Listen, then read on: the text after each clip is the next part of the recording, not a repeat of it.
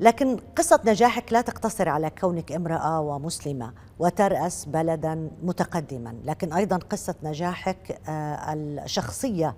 أعلم أنك كنت محامية، حدثينا عن الظروف التي نشأت بها. Well, this is another example of how Singapore functions. It's based on meritocracy, in the sense that opportunities are provided to all and through access to education, to employment, to opportunities. I grew up from a very poor family. My father died when I was 8 years old, and so my mother struggled to bring the 5 of us up, and it was very difficult livelihood at that time, very deprived. I used to get up at 4, 5 a.m. when I was very young, 10, 11 years old. I'm already used to helping my mother because she helps to run a cooked food stall in order to support all of us. I was the youngest in the family. And so I was so used to getting up very early in the morning, helping her out, and then after that getting ready to go to school.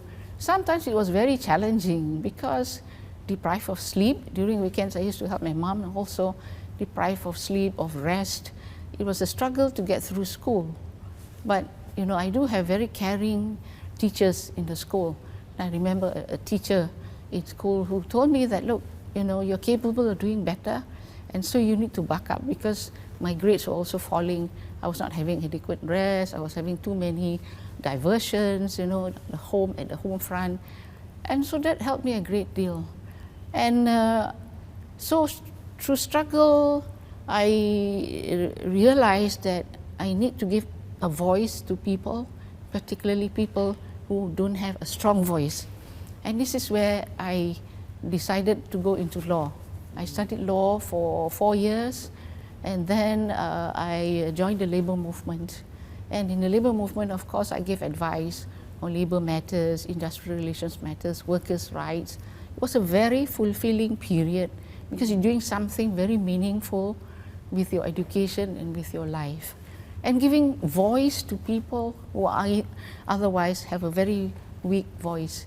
And during those days in the labor movement years ago, very few law graduates want to join the labor movement because it's not so glamorous.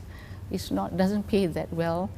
But pay and glamour is not the only thing we look for as lawyers, So to me, it is also important that we are able to contribute back to society, especially the society that has supported and benefited us. So that was how, I came through.